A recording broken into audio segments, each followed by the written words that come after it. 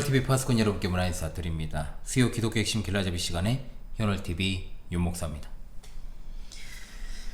자, 오늘은 여러분 23주일에서 59문답에서 61문답 그리고 24주일 62, 64문답까지 연달아 이렇게 공부를 또 하도록 하겠습니다. 오늘 주제는 의롭다 하심에 관하여 공부할 텐데요. 여러분들에게 아무쪼록 도움이 되기를 바라옵고 여러분 꼭 복습에 충실하셔야 여러분들이 계속해서 신앙의 유익을 받게 되실 줄로 믿습니다. 예. 23주일 59문답에서 61문답을 차근차근 살펴보도록 하겠습니다. 59문답 묻고 답합니다. 이 모든 것을 믿는 것이 당신에게 어떤 유익을 줍니까? 답하자면 그리스도 안에서 나는 하나님 앞에 의롭게 되며 영원한 생명의 상속자가 됩니다 라고 있습니다. 자, 59문답의 시작은 이렇게 시작을 하죠. 이 모든 것이라고 말하고 있습니다. 이 모든 것이 뭘까요?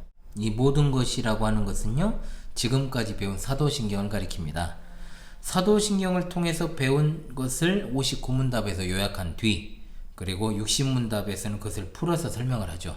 이어서 61문답에서는 역으로 설명을 하는데, 사도신경을 통해서 우리가 얻는 유익에 대해서 다각도로 조명을 하고 있습니다. 또한 칭의와 성화, 의롭다 하심과 거룩하게 하심을 붙여서 가르치고 있지요.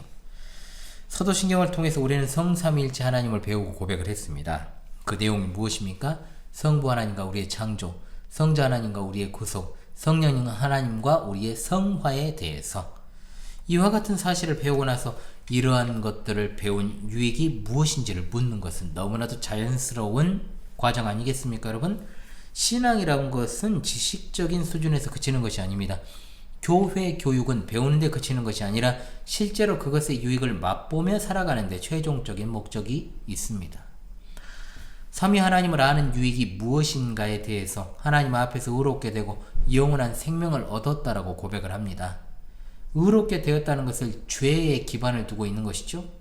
덮어놓고 행복만을 이야기하는 것이 아니라 죄의 문제를 해결하는 유익이 먼저 나오고 있습니다.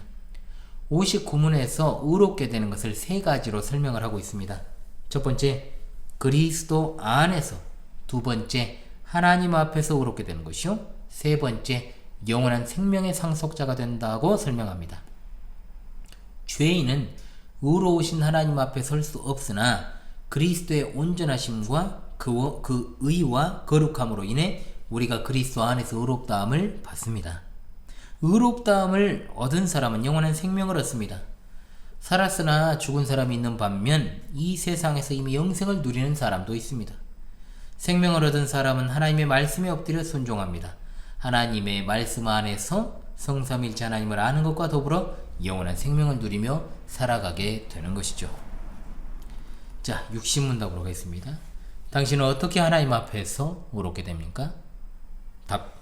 오직 예수 그리스도에 대한 참된 믿음으로만 됩니다. 비록 내가 하나님의 모든 계명을 크게 어겼고 단 하나도 지키지 않았으며 여전히 모든 악으로 향하는 성향이 있다고 나의 양심이 고소하지만 하나님께서는 나의 공로가 전혀 없이 순전히 은혜로 그리스도에 온전히 만족해 하심과 의로움과 거룩함을 선물로 주십니다. 하나님께서는 마치 나에게 죄가 전혀 없고 또한 내가 죄를 짓지 않은 것처럼 실로 그리스도께서 나를 위해 이루신 모든 순종을 내가 직접 이룬 것처럼 여겨주십니다. 오직 믿는 마음으로만 나는 이 선물을 받습니다 라고 했습니다. 하나님 앞에서 의롭게 된다는 것은 이미 살펴본 것처럼 그리스도에 대한 참된 믿음으로만 됩니다. 59문에서 이야기한 것을 보충하고 있지요. 그리스도 안에서라는 말을 그리스도께 대한 참된 믿음으로 바꾸어 설명하고 있습니다. 우리가 믿음으로라는 말과 그리스도와 연합함이라 이 말은 둘 다 같은 표현입니다. 그리고 나의 양심이 호소한다 그랬죠. 호소가 아니고 양심의 고소의 내용은 세 가지입니다. 첫 번째, 나의 양심은 내가 하나님의 계명을 모두 어겼다라고 고소합니다. 계명의 일부가 아닙니다. 모두 어겼다고. 사람의 기준으로 보면 나는 세상 사람에 비해서 죄를 별로 안 짓고 살아가는데 왜 나한테 다 어겼다라고 하는가? 라고 반론을 제기할 수도 있습니다. 그러나 60문답에서 양심이 고소하는 것은 사람이 아닙니다. 하나님 앞에 섭니다. 사람의 눈은 속일 수 있어도 하나님의 눈은 속일 수 없는 것처럼 하나님의 엄위하심 앞에 우리는 계명을 크게 어겼고 우리가 행한 것은 죄뿐이라고 밖에 고백할 수 없는 것이죠. 두 번째, 하나님의 계명 가운데 단 하나도 지키지 않았다라고 고백합니다. 첫째와 마찬가지로 하나님의 재판정 앞에서는 인간적인 기준이 들어갈 수 없습니다. 하나님 앞에 설 때 우리는 하나님께서 받으실 만한 어떤 것도 지킨 사실이 없습니다. 나의 양심은 마땅히 행해야 할 일을 하지 않았다고 나 자신을 고소합니다. 세 번째, 나의 양심은 여전히 모든 악으로 향하는 성향이 있다라고 고소합니다. 돼지 새끼를 물로 깨끗이 씻겨놔도 어쩌습니까? 다시 더러운 바닥에 뒹굴어요. 뭐 돼지 키워보신 분도 있겠습니다만은 키워보셨을까요? 예, 진짜로 그럽니다. 어른들한테 제가 물어봐서 알게 되었죠, 이것도. 다시 더러운 바닥에 몸을 비벼버려요. 죄의 용서함과 동시에 또다시 악을 행하는 것과 같다라고 하는 것입니다. 지금 용서해도 또 잘못을 저지르니까 소망이 없는 사람이라는 뜻이죠. 악으로 행하는 성향이 있기 때문에 지금의 용서가 무의미하다라고 나를 고소합니다. 그러나 재판정에는 판사와 검사와 피고만 있는 것이 아니라 변호사도 있습니다. 하나님의 법정에는 어떤 변호사가 계실까요? 바로 예수 그리스도십니다. 아멘. 십자가에 죽으시고 부활하신 예수님께서 우리의 변호사이십니다. 예수님께서는 앞선 세 가지의 고소에 대해서 변호해 주십니다. 첫 번째가 뭐였습니까? 하나님의 모든 계명을 어겼다는 고소에 대해서 그 죄값을 온전하게 지불하셨다라고 위로하십니다. 이 법을 어김으로 벌금을 내야 하는데 예수님께서 그것을 다 지불하셨다라고 말이죠. 두 번째, 하나님의 계명을 단 하나도 지키지 않았다라고 했는데 예수 그리스도께서 계명을 온전하게 이루심으로 얻으신 그 의로움을 우리에게 입혀주시고 우리가 그 계명을 지킨 것으로 여겨주신다라고 했습니다. 세 번째, 여전히 모든 악으로 향하는 성향이 있다라는 그 고소에 대해서 주님의 거룩하심을 힘입어 입혀주시겠다라고 했습니다. 나의 양심이 제기하는 세 가지 고소에 대해서 변호사 되시는 예수 그리스도께서 친히 온전하게 만족해 하심과 의로움과 거룩함을 우리에게 입혀주심으로 우리를 거기에서 구원해 주십니다. 아멘. 하나님께서 우리를 의롭다고 선언하시는 것은 우리가 죄를 하나도 짓지 않았다는 뜻이 아니고 선행을 많이 했다는 말도 아니며 악한 일은 하나도 행하지 않았다는 사람이 되었다는 뜻도 아닙니다. 여전히 법을 어기고 법대로 행하지 않고 악한 성향이 남아있지만 하나님께서 그리스도를 보시고 죄가 없다라고 선언하시는 겁니다. 그리스도께서 우리를 위해 변호하실 때 하나님께서는 그리스도를 보시고서 우리에게 의롭다는 판결을 내리십니다. 고소의 내용은 분명한 사실입니다. 그러나 그리스도께서 고소하신 사실이 그것을 덮음으로 우리가 의롭다함을 받습니다. 아멘. 우린 죄인이고 우리 양심이 고소하는 내용들은 분명히 우리가 부정할 수 없는 사실입니다. 그러나 우리의 변호사 되시는 그리스도께서 우리가 지은 죄뿐만 아니라 지금도 우리 안에 남아있는 죄악된 본성까지도 거룩하게 해주시고 재판장이신 하나님께서 그리스도의 사역을 보시고 우리를 하나님 앞에서 의롭다라고 선언하십니다. 죄인이 무죄 선언받는 강격스러운 자리입니다. 우리의 선행이나 공로가 아니라 그리스도의 의로 말미암아 의롭다함을 얻습니다. 아멘. 61문답입니다. 당신은 왜 오직 믿음으로만 의롭게 된다고 말합니까? 답하기를 나의 믿음에 어떤 가치가 있어서 하나님께서 나를 받으실 만한 것은 아니며 오직 그리스도의 만족해 하심과 의로움과 거룩함만이 하나님 앞에서 나의 의가 됩니다.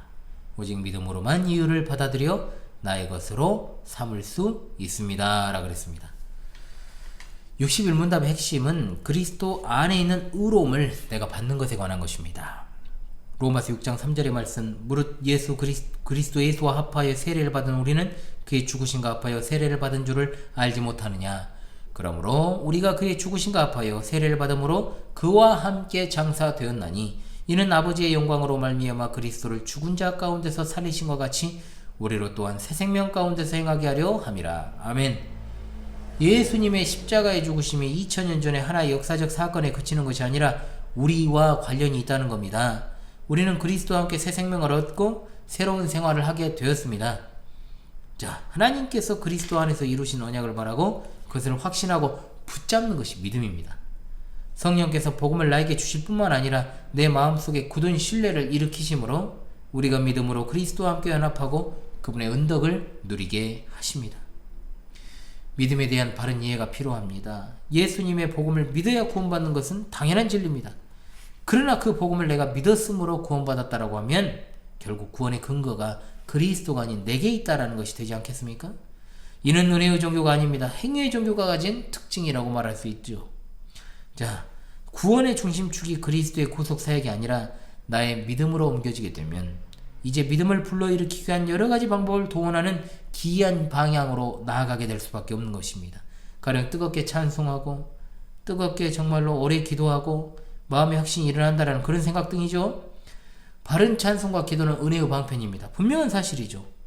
그러나 나의 믿음을 불러일으키는 방향으로 가게 되면 옳지 않은 형식으로 나타날 수밖에 없는 겁니다. 성경 말씀의 뜻을 깨달으려고 하기보다 외적인 행위에 집착하게 되고 내가 더 큰 믿음을 갖거나 또는 나의 믿음을 더 확장시키면 구원을 주실 것이라는 생각까지 나아가게 되죠.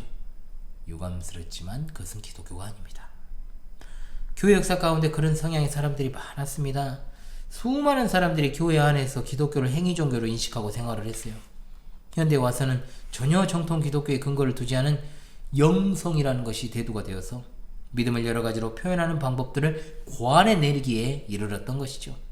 특정 찬양을 무한 반복한다든지 첨단 음향 시설이나 방송 장비들을 이용해서 사람들의 감정을 고조시키고 그 감정을 이완시켜서 결단을 촉구하게 만드는 것 등, 이건 마인드 컨트롤이죠. 여러분, 분명한 사실 아닙니까? 무질서한 은사주의나 선교단체들에서 이런 경향들이 많이 나타나는데 이 선교단체들의 기원도 어디에 있는지를 여러분들이 알게 된다면 뒤로 정말로 넘어질 것입니다. 그 뿌리는 분명히 여러분 대각성 운동이라고 불리우는 18세기 19세기에 거기까지 이제 거슬러 올라가고 이제 변종, 신종 기독교가 발생하는 것으로부터 이제 나타나게 된 것입니다. 분명한 사실은 나의 믿음의 행위가 구원의 근거가 될 수 없습니다. 구원의 유일한 근거는 내 믿음이 아니고 예수 그리스도 자체이십니다. 그런 사실을 간과하고 내 믿음이 구원의 근거가 된다면 그것은 더 이상 기독교가 될 수 없습니다. 중요한 것은 나의 믿음의 크기 아닙니다. 하나님의 주권이라는 것을 기억하십시오. 오직 믿음이라는 말은 이 믿음을 수단으로 제시하는 것을 말합니다. 즉 구원의 근거가 아니라 방편이라는 거예요. 도구라는 거예요. 어제도 제가 그저께인가요? 말씀을 드렸잖아요. 나의 믿음에 어떤 가치가 있어서 로마서 그 부분에서 제가 말씀을 드렸죠. 나의 믿음에 어떤 가치가 있어서 하나님이 받으신 것이 아닙니다. 의롭게 되는 근거는 오직 예수 그리스도시고 하나님께서 나를 의롭게 하실 때 사용하시는 방법이 통로가 바로 믿음이라고 하는 사실을 잊지 마십시오. 59문답에서 61문까지 사도신경을 고백한 것의 유익을 말하면서 하나님 앞에서 의롭게 된다고 한 말은 신자의 삶을 모두 포괄하는 말입니다. 의롭다 하심을 받은 후에도 여전히 우리에게 악으로 향하는 성향이 있지만 주님은 그 모든 것까지 포함하여 의롭다라고 해주십니다. 그처럼 그리스도의 은혜는 우리의 생활 자체를 포괄적으로 정말로 포괄해서 정말 품어주시고 계신다는 겁니다. 우리는 우리가 가지고 있는 삶의 도식을 재검토해야 됩니다. 우리는 예수 그리스도를 믿어 의롭다함 받고 그 다음에 거룩하게 사는 것이다라고 생각을 하지요. 보통은 1단계는 의롭다함이고 2단계는 거룩함으로 다가가는 것이다, 이런 식이에요. 문제는 뭐냐? 1단계는 필수지만 2단계는 선택이다. 실제적으로 보통의 교인들은 1단계 수준이지만 교회에서 직분받으려면 2단계까지 가야 되고 2단계를 넘어서면 성직자의 단계가 된다. 대놓고는 말 안 해도 은연중에 해요. 그런 생각을. 그러나 여러분, 칭의와 성화의 순서는 없어요. 순서가 있습니까? 구원은 거룩함이고 동시에 의롭다함입니다. 의롭다함과 거룩함은 단계가 아니에요. 다른 이들은 1단계 있지만 나는 2단계다? 말도 안 되는 생각입니다. 그거. 우리 모두는 하나님께서 맡겨주신 일을 성실히 했는가 혹은 하지 않았는가에 대해서 대답하는 존재일 뿐입니다. 고로 교회에서 다른 사람과 비교해서 우월감이나 열등감을 가지면 안 됩니다. 교회의 머리는 오직 예수 그리스도시고 우리는 모두가 그리스도의 노예며 그분의 몸에 붙어있는 지체들이라고 하는 사실을 여러분 잊지 마시는 여러분 되시길 바랍니다. 아멘. 예, 24주일로 넘어가죠. 62문답에서 64문답입니다. 자, 24주일의 내용은 어떤 것일까요? 62문답입니다. 우리의 선행은 왜 하나님 앞에서 의가 될 수 없으며 의의 한 부분이라도 될 수 없습니까? 답하기를, 하나님의 심판대 앞에 설 수 있는 의는 절대적으로 완전해야 하며 모든 면에서 하나님의 율법에 일치해야 합니다. 그러나 우리가 이 세상에서 행한 최고의 행위라도 모두 불완전하며 죄로 오염되어 있습니다. 라고 했습니다. 24주일은 의롭게 되는 것이 그리스도를 믿음으로만 되는 것인가, 그렇지 않으면 선행도 필요한가, 여기에 대한 질문에 이 답을 주고 있지요. 24주일은 믿음과 선행의 관계에 대해서 세 가지의 질문과 답변으로 가르쳐주고 있습니다. 첫 번째, 믿음으로 의롭다함을 얻는다라고 가르치면 사람들의 첫 번째 반응이 그래도 좀 선행을 좀 보태야 되는 거 아니야? 쉽게 말하면 아무런 대가 없이 정말로 받는 것은 좀 염치 없지 않느냐, 이런 논리죠. 두 번째, 성경에는 하나님께서 행한 대로 갚아주시겠다는 말씀이 있는데 왜 우리의 선행이 공로가 없다고 하는 것이냐? 성경의 근거를 가지고 나름 묻고 있습니다. 세 번째, 만약에 믿음만을 이야기하고 선행을 강조 안 하면 아무래도 선행을 하는 데 있어서 무관심해지고 좀 나태해지고 나빠지지 않겠느냐 하는 거죠. 세 가지 질문 자체만 딱 놓고 봤을 때는 굉장히 인간적이고 보았을 때는 그럴듯합니다. 복음을 들었을 때 사람들이 가질 수 있는 의문을 제시하니까 그렇습니다. 그러나 분명히 할 것은 이 질문들이 어디에서 나왔느냐는 거죠. 결론적으로 이 질문들은 성경에서 나온 질문들이 아니라 사람의 머리에서 나온 것이기 때문에 하나님의 말씀과는 반대가 됩니다. 첫 번째 질문과 관련해서 사람의 선행에 대한 사람들의 태도는 다음과 같은 부류가 있어요. 어떤 부류냐? 첫 번째, 나는 법 없이도 살 사람이고 또 내가 이렇게 선행을 하는데 내가 구원받지 않으면 누가 구원받을 것이냐? 이런 부류가 있죠. 이런 사람은 지가 신이에요. 지가 나신교 신자라고 볼 수 있죠. 지가 신이 되어 살아가는 사람입니다. 이런 사람은 자신의 선행을 전적으로 의지하는 부류죠. 두 번째 부류가 있습니다. 거의 대부분의 사람들에게서 볼 수 있는 것인데요. 믿음으로 옳게 되는 것, 즉 구원에 있어서 예수님께서 거의 대부분을 하셨다는 걸 인정하지만 그래도 내가 조금은 거기에 보태야 되지 않겠는가? 라고 하는 사람들입니다. 그런데 자기의 선행을 의지하는 사람이나 또는 내가 정말로 거기에 보태겠다라고 하는 사람이나 그리스도의 속죄가 완전함을 부인하는 것에서 다르지 않습니다. 그리스도의 의가 필요 없다거나 또는 거기에 조금 보태야 된다는 태도 자체는 정도의 차이일 뿐 그리스도의 속죄를 부정하는 것에서 크게 다르지 않습니다. 이것은 갈라디아 교회 교인들에게 보낸 바울의 편지에서 분명하게 드러나죠.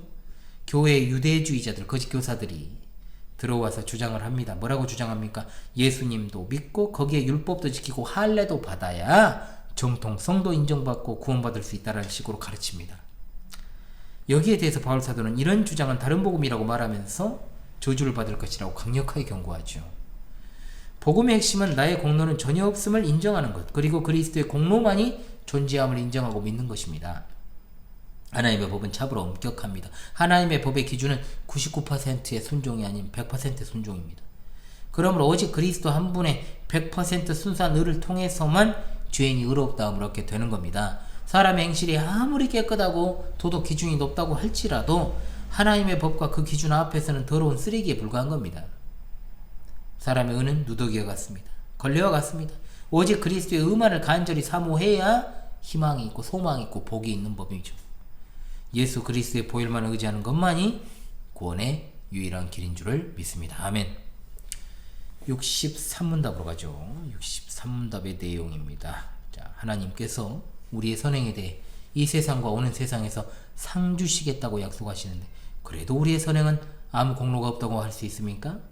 답하기를 하나님의 상은 공로로 얻는 것이 아니고 은혜로 주시는 선물입니다. 그랬습니다.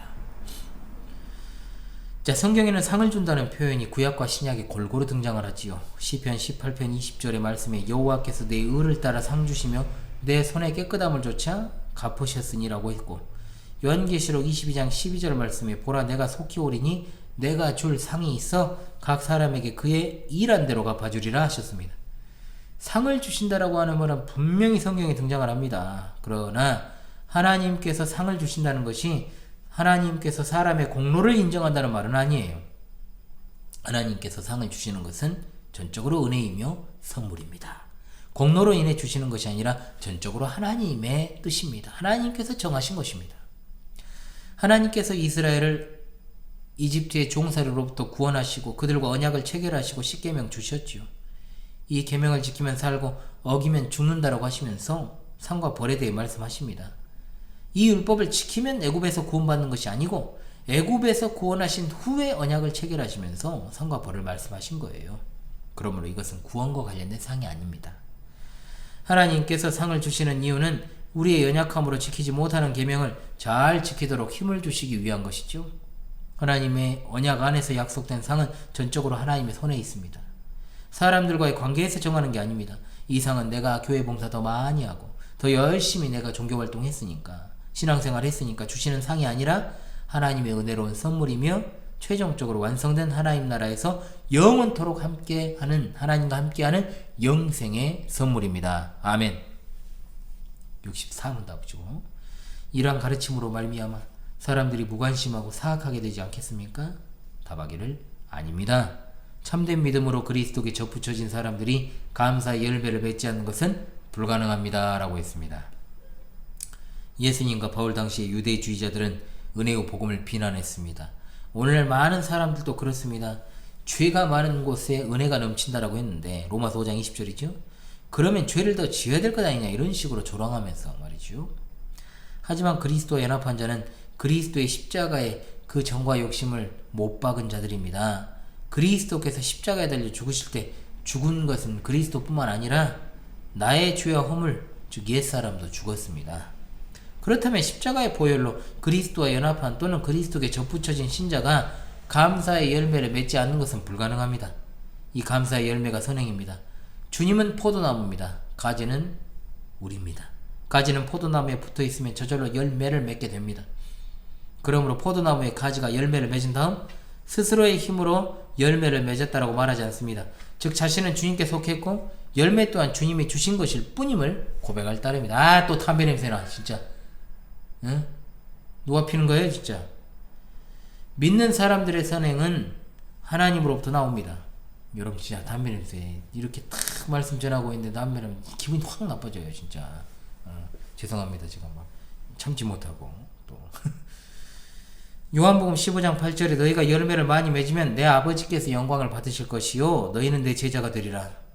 로마서 11장 36절의 말씀에 이는 만물이 주에게서 나오고 주로 말미암고 주에게로 돌아감이라 그에게 영광이 세세히 있을지어다. 아멘. 주님의 은혜로 말미암아 선행의 열매를 맺을 때 그것을 주님께 돌려드리며 찬송합니다. 이것은 선행으로 인해 의롭게 되는 것이 아닌 의롭게 된 상태에서 맺는 열매인 줄로 믿습니다. 예, 여러분 오늘은 의롭다 하심에 관한 23주일, 24주일에 대해 공부했습니다. 변함없이 여러분 함께 해주시길 바라옵고 다음 주 25주일 말씀과 성례에 관한 시간으로 찾아오도록 하지요. 이 부분도 좀 제가 말씀드릴 것이 굉장히 많겠죠 여러분. 그래서 여러분들 계속해서 함께 해주시고 믿음으로 수요 기독교 핵심 길라잡이를 통해서 더욱더 성장해 나가시기를 간절히 바라면서요. 지금까지 수요 기독교 핵심 길라잡이 시간에 현월TV 윤목사였습니다. 여러분 참으로 수고하셨습니다.